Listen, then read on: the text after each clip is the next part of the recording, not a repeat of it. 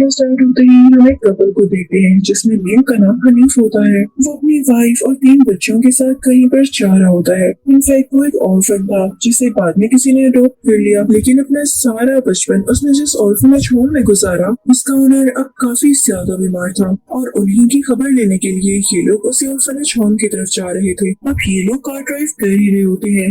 वो ऐसे फील होता है जैसे उनकी गाड़ी से कोई चीज टकरा गई हो। ये लोग गाड़ी से उतर के देखते हैं तो सड़क के किनारे पर एक हिरन पड़ा होता है जो कि मारा जा चुका होता है। लोगों को काफी दुख होता है, लेकिन वो लोग वहाँ से चले जाते हैं और उनके जाने के बाद हमें ये दिखाया जाता है कि रोड के दूसरी तरफ एक बच्ची पड़ी हुई है, उसका खून भी निकला हुआ था और हम ये जज नहीं कर पाते कि वो जिंदा थी या मर चुकी थी। फिर जल्द ही ये लोग उसी ऑर्फनेज होम पहुँच ही जाते हैं, जहाँ पहुँचकर हनीफ देखता है कि उसके बचपन के काफी ज्यादा दोस्त हैं जो कि उसके साथ ऑर्फनेज होम में बड़े हुए और वो भी यहाँ के ऑनर की खबर लेने आए थे। तो ये सारे दोस्त एक दूसरे से मिलके बहुत खुश होते हैं। वहाँ पर हनीफ को पता चलता है कि सारे बच्चों के अलावा सिर्फ 2 बच्चे ऐसे थे जो कि अडॉप्ट नहीं हुए थे और वो इसी ऑर्फनेज होम में ही बड़े हो गए और अभी तक यहीं रहते हैं। अब ये सारे बचपन के दोस्त तो बड़े हो गए थे। अब इनके अलावा जो बच्चे थे उसमें से एक लड़की का नाम रानी होता है जो कि एक और लड़के के साथ मिलके हनीफ और बाकी लोगों को वहाँ पर ऑर्फनेज होम दिखाती है। रानी अपने बारे में बहुत कुछ बताती है कि वो इस ऑर्फनेज में तब आई थी जब वो 10 साल की थी, लेकिन वो कहती है कि मुझे इस बात पर भी यकीन है कि मेरी मदर मुझे वापस लेने जरूर आएंगी। हम उस सब लोगों को उनका रूम दिखाती है।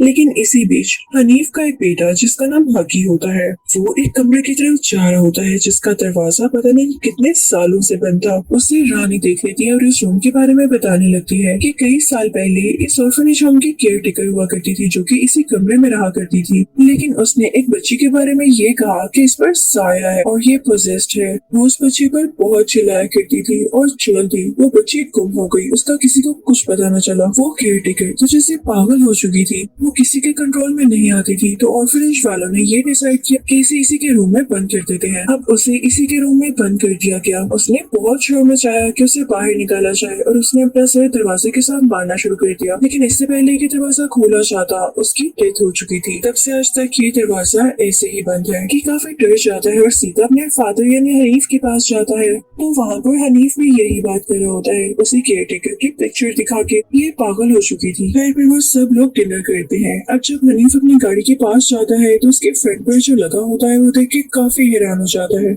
उसके बोनेट पर खून और किसी कपड़े का टुकड़ा लगा होता है। तो हनीफ शक में पड़ जाता है कि उसने हिरन को ही टक्कर मारी थी या किसी और को। वो अपने एक दोस्त को लेके उसी जगह पर जाता है जहाँ पर एक्सीडेंट हुआ था। हिरन अभी तक वहाँ पड़ा होता है, लेकिन उसका दोस्त देखता है कि रोड की दूसरी तरफ वही बच्ची है जो कि अभी तक वहाँ पड़ी हुई थी और वो मर चुकी थी। साथ ही उनको एक बस खड़ी हुई दिखाई देती है जो कि ऑर्फनेज होम की ही थी और उसमें काफी ज्यादा छोटे छोटे बच्चे थे। वो जब उस बस के अंदर जाते हैं तो देखते हैं कि सारे बच्चे जख्मी थे। वो जब गौर करते हैं तो उन्हें पता चलता है कि उनके फेस को काफी बुरी तरह से बिगाड़ा गया है और उनकी जान तक ले ली गई है और यकीनन ये कोई एक्सीडेंट नहीं था। इन बच्चों को जानबूझकर मारा गया था। इस सब से ये लोग काफी ज्यादा शॉक्ड हो जाते हैं और पुलिस को कॉल करने लगते हैं, लेकिन उनके नेटवर्क में इश्यू था। वो लोग सोचते हैं कि इसी बच्ची को अपने साथ ऑर्फनेज ले आते हैं, क्योंकि पुलिस स्टेशन तो यहाँ से बहुत दूर था। जब ऑर्फनेज होम पहुँचते हैं तो एक आदमी उनसे पूछता है कि तुम लोग इस वक्त कहाँ से आ रहे हो। वो उनकी गाड़ी में उस बच्चे की डेड बॉडी भी देख लेता है। हनीफ उसे सारा इंसिडेंट बताता है कि मैंने अपनी गाड़ी से इस बच्ची को हिट कर दिया है। वो सारे लोग बहुत डर जाते हैं और इससे भी ज्यादा अजीब बात कि मैंने वहाँ पर एक बस देखी है जिसमें काफी ज्यादा बच्चे मरे हुए पड़े थे। फौरन 60 को कॉल करो, लेकिन वहाँ से कॉल भी नहीं मिलाई जाती।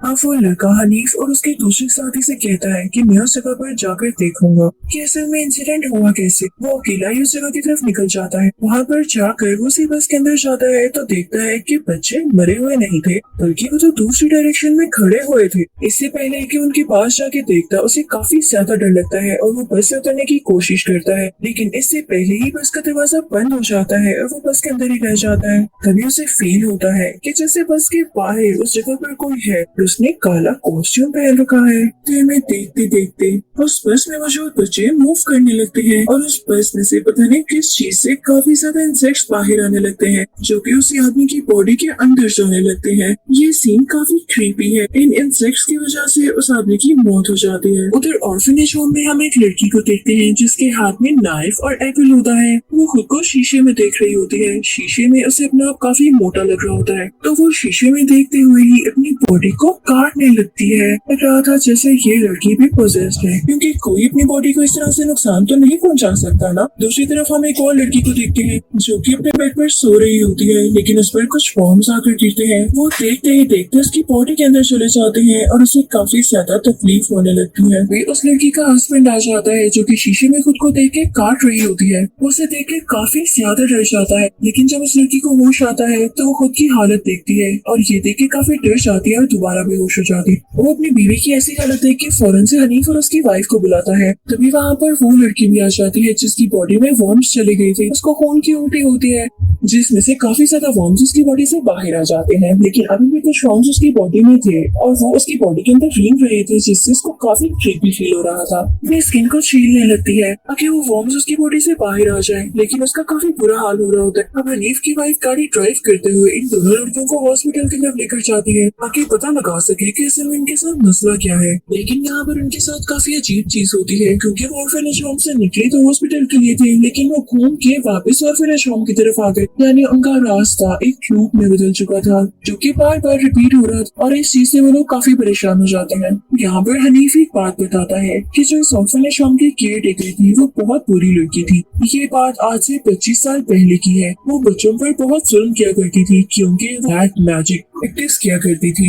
इसी वजह से उसने 3 बच्चियों को सेक्रीफाइस भी किया था। लेकिन ये चीज हनीफ और उसके 2 दोस्तों ने देख ली थी लेकिन इससे पहले कि वो इनको पकड़ती ये लोग वहाँ से भाग गए। और ये वही दोस्त होते हैं जो अभी भी एक साथ थे और एक वही जो बेचारा बस में मारा गया। तो माइट पॉसिबल वो केयर टेकर अभी भी इन दोनों के पीछे हो। और तब भी जब ये तीनों भागकर जा रहे थे तो ये वापस ही ऑर्फनेज होम पहुंच जाते। यानी तब इनका रास्ता एक लूप में बदल चुका था। इस चीज का पता उस ऑर्फनेज होम के ओनर को भी चल गया तो उन्होंने इन बच्चों से कहा हम इस केयर टेकर को उसके रूम में ही बंद कर देंगे। ये बात हनीफ और उसके दोस्तों ने पहले कभी किसी को नहीं बताई लेकिन आज ये बात इन लोगों ने शेयर कर ही दी कि हमने उस केयर टेकर के मरने के बाद उसे उसी कमरे के फ्लोर के अंदर दफना दिया था। उधर ऑर्फनेज होम में हम हनीफ के बड़े बेटे को देखते हैं जो कि स्टेपलर से अपने ही होम से लेता है। इतनी देर में हम हकी को भी देखते हैं जो कि वीडियो प्लेयर पर एक वीडियो प्ले कर रहा होता है लेकिन उसी के ऊपर उसे किसी का फेस दिखाई देता है जो कि काफी खौफनाक होता है। वो भाग कर अपने बड़े भाई के पास जाता है लेकिन उसका बड़ा भाई तो अपने कंट्रोल में नहीं था तो वो उसे एक गन से शूट कर देता है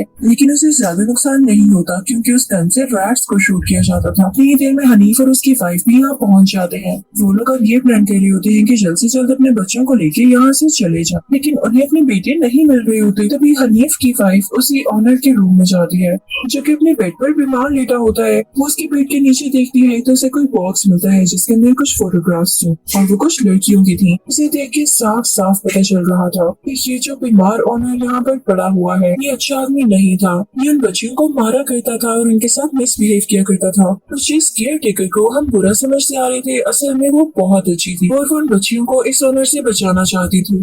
ऑनर नहीं चाहता था कि इसका राज सबके सामने आए तो उन्होंने बच्चों के साथ मिलकर ये स्टोरी बनाई कि ये केयर टेकर ही बुरी है और वो पोसेस्ड है। उन्होंने इसको बंद कर दिया ताकि वो मारी जाए और उसको वहीं पर दफना दिया गया। अब वो लोग ये सोचते हैं कि अगर ये ऑनर बुरा आदमी था तो ये सारे वाकये कौन करे क्योंकि ऑनर तो बीमार पड़ा हुआ है तो उनका शक जाता है रानी पर कि हो सकता है ऑनर ने इसे भी अब्यूज किया हो और मारने की कोशिश की हो तो ये सबसे अपना बदला ले रही है। लेकिन उतनी देर में वो भी वहाँ पर आ जाती है और बताती है कि नहीं और हो सकता है कि सारा कुछ वही केयर टेकर करी हो जिसे बहुत बुरी तरह से मार दिया गया था। इतनी देर में गाड़ी में से वो बच्ची भी बाहर आ जाती है जिसको ये लोग समझ रहे थे कि वो हनीफ की गाड़ी के साथ टकराकर मारी गई। आकर बताती है कि इनफैक्ट हमारे साथ हुआ क्या, हम सारे बच्चे ऑर्फनेज होम से पिकनिक पर जा रहे थे लेकिन तभी हमारे बस में एक ऐसी औरत आई जिसने काले कपड़े पहने हुए थे। उसके आते ही सब बच्चे पोसेस हो गए, उन पे अपना कंट्रोल ही नहीं रहा और ये सब ब्लैक मैजिक की वजह से हो रहा था। वो कई मैजिकल स्पेल्स पढ़ रही थी लेकिन लेकिन मेरी जान इसलिए बच गई और मैं इसलिए पोसेस नहीं हुई क्योंकि मेरे कानों पर हेडफोन्स लगे हुए थे, तो मैंने वो मैजिकल स्पेल सुने ही नहीं। लेकिन जैसे ही मैंने सब बच्चों को देखा तो मैं वहाँ से भाग गई और फील्ड्स की तरफ उतर गई।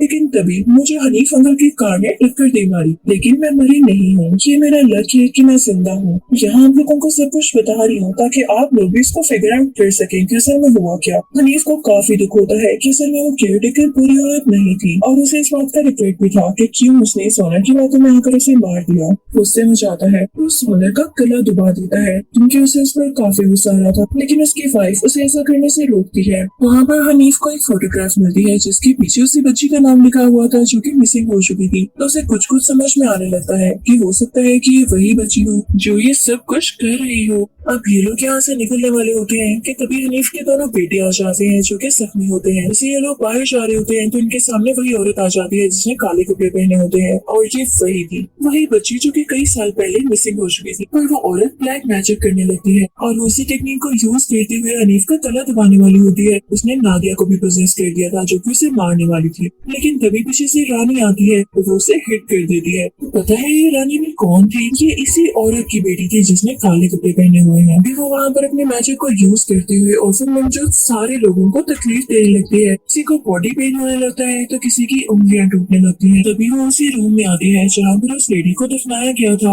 वहाँ पर कैंडल्स चल रही होती है, यानी यहाँ पर कोई रिचुअल होने वाला होता है। तो हनीफ की वाइफ उस औरत से पूछती है कि तुम ऐसा क्यों कर रही हो? चलो मानने में आता है जिसने उस लेडी को मारा तुम उनको तकलीफ पहुंचा सकती हो, लेकिन तुमने उन छोटे छोटे बच्चों को क्यों मारा? तो वो लड़की कहती है कि यही बेहतर था, अगर वो इस ऑर्फनेज में रहते तो उनके साथ ही मिसबिहेव किया जाता। अच्छा हुआ मैंने उन्हें मार दिया। तभी वो लेडी हनीफ की वाइफ से कहती है कि तुम्हारा शौहर भी सब में शामिल था, तो इसलिए अगर तुम अपने हस्बैंड को मार दोगी तो मैं तुम्हें तुम्हारे बच्चों के साथ यहाँ से जाने दूंगी। लेकिन हनीफ की वाइफ ऐसा नहीं कर सकती थी। इतनी देर में हनीफ का छोटा बेटा जिसका नाम हकी था वो उस लेडी में स्टैप कर देता है। उसने ब्लैक ड्रेस पहना होता है। हनीफ की वाइफ देखते ही देखते उसकी गर्दन काट देती है। उसकी गर्दन उसकी बॉडी से अलग हो जाती है, लेकिन वो अपनी गर्दन दोबारा से जोड़ लेती है। वो उन पर अटैक करने के लिए दोबारा से आ रही होती है कि हनीफ की वाइफ उस पर वही कैंडल फेंक देती है जो कि रिचुअल के लिए जलाई गई थी, और यही सिर्फ एक चीज थी जो कि उसको मार सकती थी, क्योंकि इन रिचुअल वाली कैंडल्स में काफी ज्यादा पावर होती है। तो इसकी वजह से वो लड़की वाकई में मारी जाती है। यहाँ पर उसका ब्लैक मैजिक भी खत्म हो जाता है और जितने भी पोसेस लोग होते हैं वो ठीक हो जाते हैं। वो सब उस ऑर्फनेज होम से निकलने की तैयारी करते हैं, लेकिन वो सोनर को वहाँ से बाहर नहीं निकालते क्योंकि अभी टाइम आ चुका था जब उसे उसके गुनाहों की सजा मिलती। अब हम कुछ दिन बाद का सीन देखते हैं जब हनीफ की वाइफ अपने बच्चों को स्कूल से लेने जा रही होती है, लेकिन तभी उसे गाड़ी से बाहर उसी लड़की का शैडो दिखाया जाता है जिसे उन्होंने कुछ देरों पहले मारा था। देख के बाहर आती है तो उसे वो लड़की कहीं भी नहीं दिखती। इसी के साथ ये मूवी यहीं पर खत्म होती है।